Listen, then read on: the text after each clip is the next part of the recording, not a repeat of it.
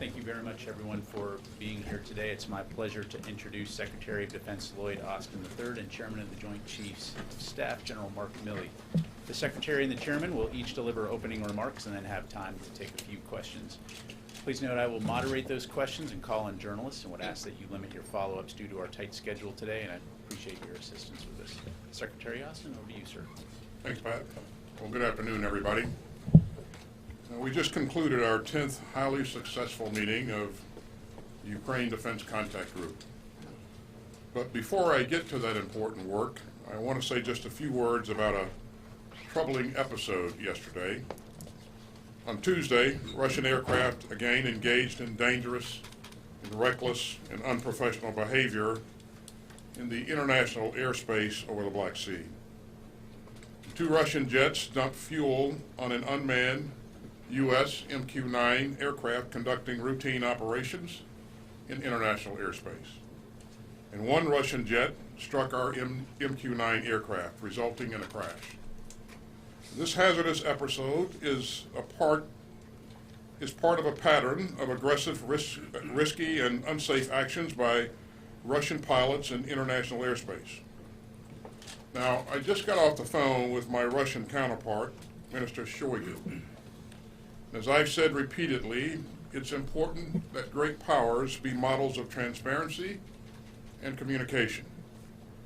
And the United States will continue to fly and to operate wherever international law allows.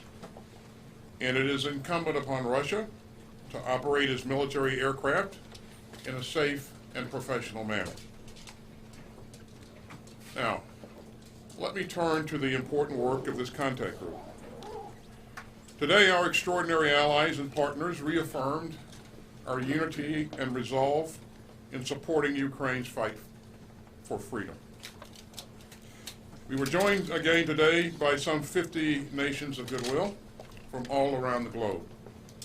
And they all understand that Ukraine's battle to defend itself from Russian aggression is vital for everyone who values the core principles of sovereignty, self-determination, and freedom. Today we were joined again by my good friend, Minister Alexei Reznikov. He comes to each contact group meeting with a clear message for the next steps in Ukraine's resistance to Russia's campaign of conquest. And the presentations from him and his team underscore the continued urgency of our support. This contact group has pushed hard to ensure that Ukraine can defend itself from Putin's imperial aggression. Brave Ukrainians stood firm during Russia's ground invasion with the help of their new anti-tank and anti-aircraft missiles, which contact group countries have provided. And Russia hopes to grind down Ukraine in a war of attrition, but Ukraine has been supplied by more than 40 countries. Meanwhile, Russia has had to depend on Iran and North Korea and has had to use equipment dating back to World War II. So Russia is running out of capability and running out of friends. Putin has now had a year's worth of proof that the United States and the contact group will support Ukraine's right to defend itself for the long haul. But Putin still hopes that he can wear down Ukraine and wait us out. So we can't let up, and we won't. Ukraine doesn't have any time to waste, and I heard clearly today that our fellow contact group members also know that we have to deliver swiftly and fully on our promised commitments. And that includes delivering our armored capabilities to the battlefield and ensuring that Ukrainian soldiers get the training, spare parts, and maintenance support that they need to use these new systems as soon as possible. And we'll continue to dig deep for new donations. And today we heard updates on our progress and some significant new commitments. Sweden has announced that it will provide Ukraine with 10 Leopard tanks and key air defense components. Norway is partnering with the United States to donate 2 NASAM systems to Ukraine. The Netherlands is making great progress in initiating new contracts to ensure that new capabilities continue to arrive on the battlefield. And I want to thank Slovenia for its latest contribution, which helps meet several of Ukraine's priority requirements, including armor. For more than a year now, far-sighted donations like these by members of this contact group have been crucial to Ukraine's fight for sovereignty. And we have provided crucial combat capabilities that Ukraine's defenders will use to further repel Russia's invasion and to exercise initiative and to create favorable conditions on the battlefield. But for Ukraine to protect its sovereign territory and defend its citizens over the long term, we must keep going. So we're going to help Ukraine sustain the tanks, the infantry fighting vehicles, and other armored vehicles that are making their way into the front lines. We're going to continue urgently training Ukrainian soldiers on the capabilities that we're providing and on the combined arms maneuver tactics that they need to succeed. We're going to keep looking into our stocks and into our budget to resupply Ukraine throughout the year. And we're going to continue our important work in lockstep with our Ukrainian partners to maintain accountability for the security assistance that we're providing. And finally, above all, we're going to stay united. Together we're helping Ukraine fight to live free. Together we're helping to show that rules matter. And together we're helping to advance our shared security in an open world of rules and rights. And so thank you very much, and I'll now turn it over to the chairman for his comments. Good afternoon, everyone, and thank you, Secretary Austin, for your leadership. This, as Secretary pointed out, is our 10th contact group, and these meetings and the donations that come from it would not be happening without the incredible leadership of Secretary Austin, so thank you for that. Your direction remains critical to the future success of the group. And also, thank you to the Ukrainian Minister of Defense, Reznikov, my counterpart, General Zaluzny, who was not on the call today, but I've talked to him several times in the past week, and the Deputy Chief of Defense who represented General Zaluzny, General Moisu. All of them continue to lead Ukrainians military in their fight for freedom. Also, thanks to all the ministers of defense and the chiefs of defense from 51 participants in today's meeting, including NATO and the European Union. They joined the meeting and they continue to provide critical support to Ukraine. Each nation is contributing what they can to ensure Ukraine has the means to defend itself against the illegal and unprovoked Russian invasion. It's been nearly 13 months since Russia invaded the sovereign nation of Ukraine. Ukraine has been independent since 1991 and has presented no threat whatsoever to Russia. Russia launched and has continued for over a year now a war of aggression in flagrant violation of international law. This is and remains a Russian frontal assault on the rules-based international order that has been in place for 80 years, 8 decades since the end of World War II. In the face of this act of aggression, in a war of conquest, this group remains unified. NATO is united. The people of Ukraine are unyielding. They are standing steadfast in the face of the Russian onslaught. Russia remains isolated. Their military stocks are rapidly depleting. Their soldiers are demoralized, untrained, unmotivated conscripts and convicts, and their leadership is failing them. Having already failed in their strategic objectives, Russia is increasingly relying on other countries, such as Iran and North Korea, as the Secretary pointed out. They're using Iranian drones to continue to terrorize Ukrainian civilians. This relationship is built on the cruel bonds of oppressing freedom, subverting liberty, and maintaining their tyranny. Yet free people will not return to the shackles of tyranny. Ukrainians remain defiant, with steel in their spines and courage in their veins, and they have the broad support of the United States and the international community. The Battle of Bakhmut continues, but Ukraine is fighting with valor. With robust defenses, Ukraine has fixed the Russian forces at that city, and they're exacting very heavy costs on the Wagner Group and the Russian regular military. Ukraine remains strong. They are capable and trained. Ukrainian soldiers are strong in their combat units. Their tanks, infantry fighting vehicles, and armored vehicles are only going to bolster the front line. Ukrainian precision munitions continue to target the logistics and communication systems of Russia. Lacking effective small unit leaders and absent the proper equipment, this is a grinding attrition warfare that Russia is trying to execute. Wave after wave of Russian soldiers are thrown into the chaos of war, absent any sort of synchronized coordination and direction. Russia continues to pay severely in terms of lives and military equipment for its continued war of choice. Right now, there is intense fighting in and around Bakhmut, and the Russians are making small tactical advances, but at great cost. Elsewhere, the front line remains relatively static, with significant exchanges of artillery, but no significant maneuver gains by either side. Right now, as you know, there is a significant ongoing effort to build up the Ukrainian military in terms of equipment, munitions, and training in a variety of countries in order to enable Ukraine to defend itself. The increased Ukrainian capability will allow the Ukrainian leadership to develop and execute a variety of options in the future to achieve their objectives and bring this war to a successful conclusion. This is an act of brutal aggression by President Putin and the Russian military with complete disregard for human life, both civilian and military. The Russians are wantonly killing civilians in large attacks on civilian infrastructure in densely populated urban areas.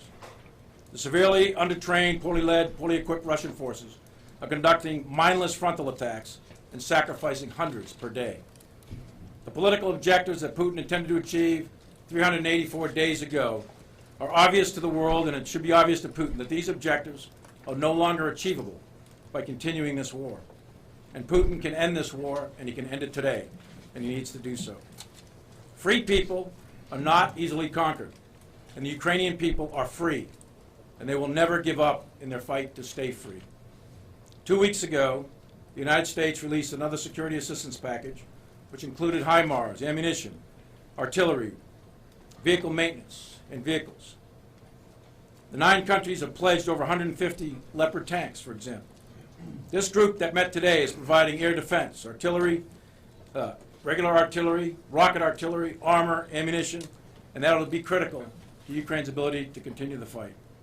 A broad mix of air defense systems have been promised, and they will protect the skies over Kyiv and the free cities of Ukraine. Artillery and armor are going to strengthen Ukraine lines, enable their forces to synchronize fire and movement for either offensive or defensive operations. Long-range fires will challenge Russia's ability to command and control, protect, and sustain their forces.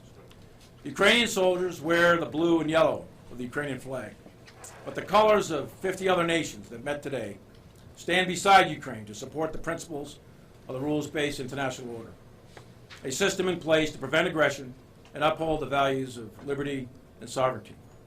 That system is what preserves the peace and provides benefit throughout the globe. As President Biden, Secretary Austin, and many others, to include all the leaders of Europe, have said many times, that we will remain committed for as long as it takes.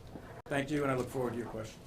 Thank you, gentlemen. First question will go to Lita Baldor, Associated Press. Thank you. Mr. Secretary, you said you spoke with your counterpart. Can you give us a sense of the Russians' reaction to the call? Did they suggest to you their defense that this was an accident or intentional or that it never happened? Can you just give us a better readout of your call? And General Milley, have you spoken to your counterpart, or are you intending to do so? And do you believe, after what you've seen, that this was intentional? Is this considered an act of war? Well, thanks for the question, Lita. I won't speak for Minister Shoigu, nor will I get into the details of our discussion. I'll just reiterate that the United States will fly and operate wherever international law allows. Now, we take any potential for escalation very seriously, and that's why I believe it's important to keep the lines of communication open. I think it's really key that we're able to pick up the phone and engage each other, and I think that will help to prevent miscalculation going forward. So, Lita, thanks for the question. On the intentionality, don't know. I do plan to talk to my counterpart, General Gerasimov. We have a scheduled call. We'll see if that works out. So, was it intentional or not? Don't know yet. We know that the intercept was intentional.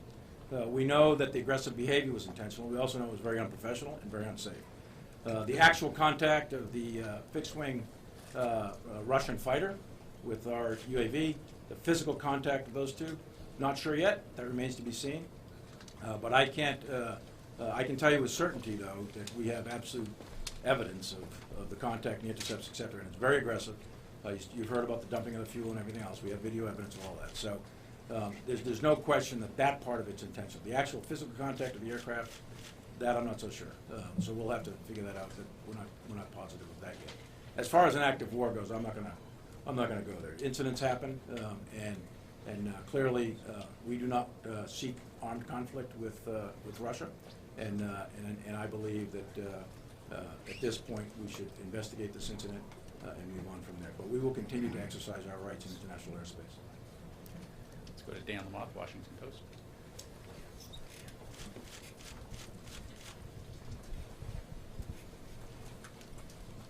Gentlemen, thank you for your time today. Secretary Austin, announced and likely presidential candidates already have declared that Ukraine should not be an American priority. Given that the Biden administration has promised to support Ukraine for as long as it takes, are you concerned that election rhetoric could undermine support for Ukraine in Congress or with the American people? And then Chairman Milley, the MQ-9 came down in the Black Sea, where the United States has not had any military vessels for more than a year. Is it fair to say that the U.S. will not recover this MQ-9? And do you have any concerns about what value it might have to Russia, either strategically or for propaganda? Thank you.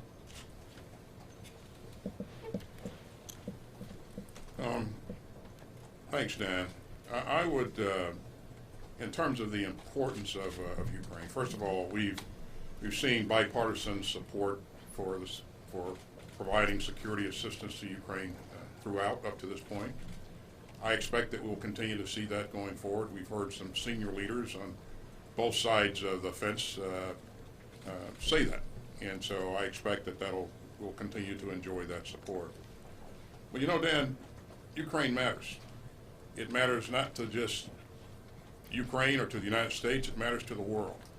This is about the rules-based international order. It's about one country's ability to wake up one day and change the borders of its neighbor and annex its neighbor's sovereign territory. And as we've seen, countries around the world don't think that's a good idea. And that's why you've seen 50 countries not only come to the initial meetings of the Ukraine Defense Contact Group, but they continue to come back and they continue to work hard to ensure that Ukraine gets everything that it needs to be successful. And that'll remain our focus going forward. So Dan, on the recovery piece, we know where it landed in the Black Sea. It's probably about maybe 4,000 or 5,000 feet of water, something like that. So any recovery operation is very difficult at that depth by anyone. That's the first point. Secondly is, true, we don't have any ships there, but we do have a lot of allies and friends in the area. We'll work through recovery operations. That's U.S. property, and we'll leave it at that at this point. But it probably broke up. There's probably not a lot to recover, frankly. As far as the loss of anything of sensitive intelligence, et cetera, as normal, we would take, and we did, take mitigating measures. So we are quite confident that whatever was of value is no longer of value. Our next question will go to Ellie Watson, CBS. Thanks for doing this. Secretary Austin, General Milley mentioned the video. We've heard reports you're working to declassify video of the incident. What does that video show, and when will that video be released? Why hasn't it been released yet? And General Milley, Secretary Austin talked about the pattern of behavior. How often is Russia conducting these harassing maneuvers, and has it increased in recent weeks? Well, thanks, Ellie. As you know, as you said, we are still going through videos and photographs to ascertain what we can release, what we can provide. But in terms of what the video shows, we remain confident in the facts that we have conveyed thus far. And that will not change in terms of, you know, what happened and how it happened. And so, again, we'll work through as quickly as we can to evaluate videos, and if we'll let you know when we have something that we, in terms of video or stills, that we can provide you. In terms of the pattern of behavior, Ellie, yes, this is a part of a pattern of behavior. The United States and Russian military forces operate in proximity to each other throughout the world. We're operating in the Middle East, in Syria, for example. We have areas up in Alaska that routinely meet maritime or aerial vessels come in contact in the maritime areas outside of Hawaii, for example, but also obviously in Europe and particularly in Ukraine. So the fact that we operate in proximity to each other is not particularly unusual, and we do try to establish deconfliction channels in order to make sure that our forces are physically separated and we don't have incidents like this.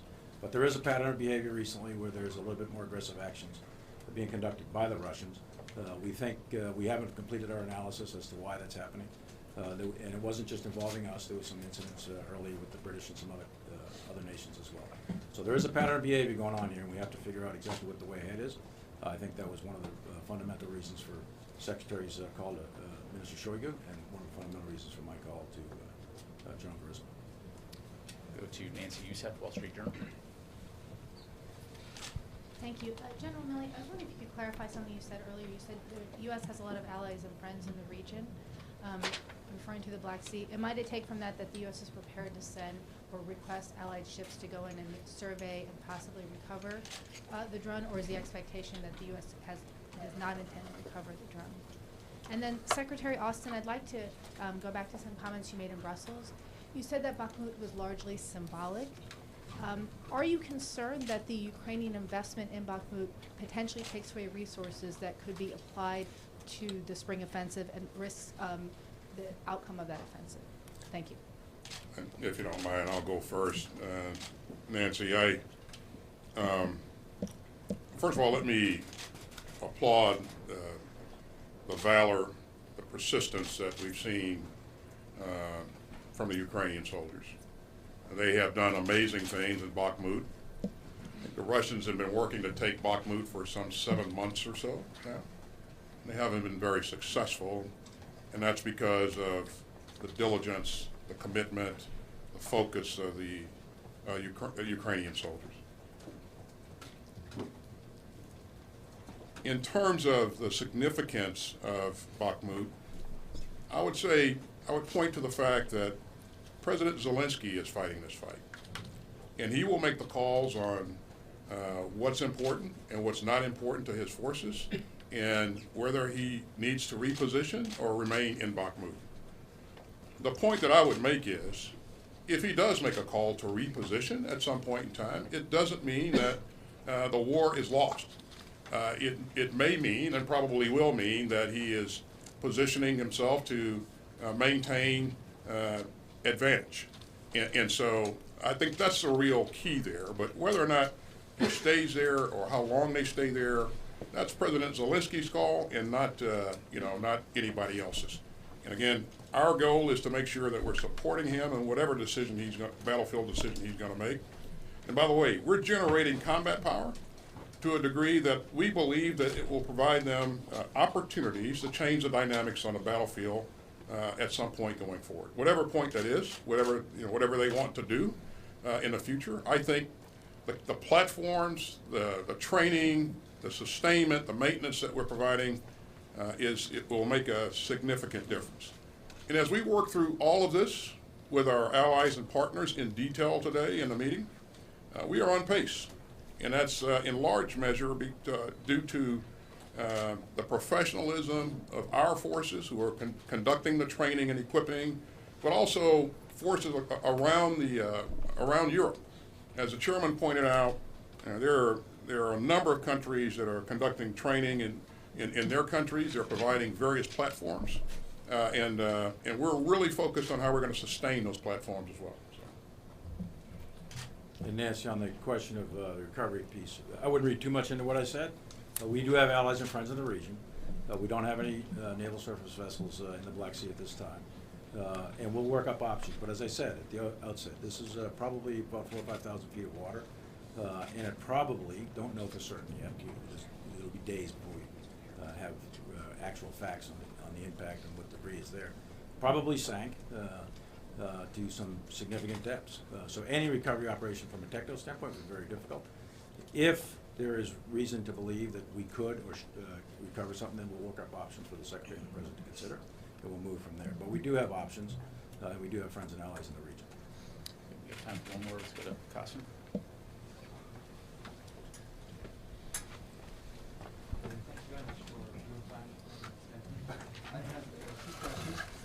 Chairman Milley, you were in Syria earlier this month, and that visit hit a lot of headlines in Turkey. And eventually the Turkish Ministry of Foreign Affairs summoned Ambassador Flake to the ministry to provide an explanation. What was the message behind your visit, sir?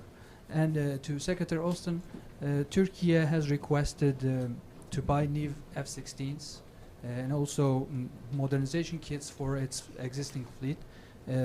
And Ankara is saying that lack of approval as soon as possible will not only undermine the Turkish national security, but also the security of NATO. So I would like to ask your insights on this assessment and your thoughts about providing Block 70 F-16s to Turkey. Thank you. Yeah, well, Turkey's a NATO ally, and we have a long-standing, strong relationship with Turkey, and we intend to do everything possible to keep it that way. It's real important to us that we maintain interoperability between our NATO allies, and so that'll always be a focus. It'll always be a priority. As you know, typically we don't comment on any pending equipment sales prior to Congress being notified, so I don't have any comments to make on that particular FMS case. But again, I would just highlight the fact that Turkey remains a very valuable partner, and we'll make sure that we're doing everything we can to continue to strengthen our relationship.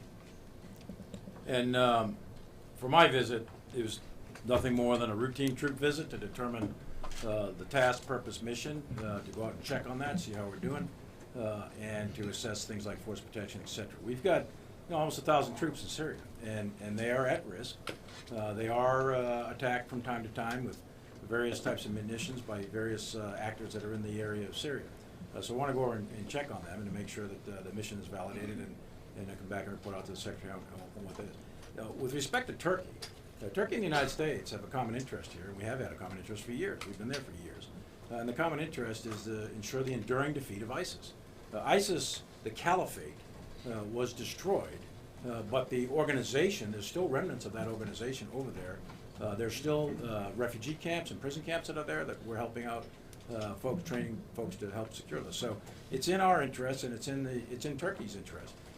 And it's for sure something that I needed to do, and it's perfectly appropriate for the chairman to go check on how the forces are doing it, especially when they're in harm's way.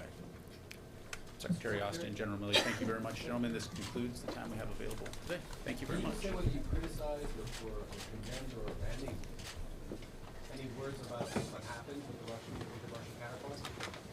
Criticize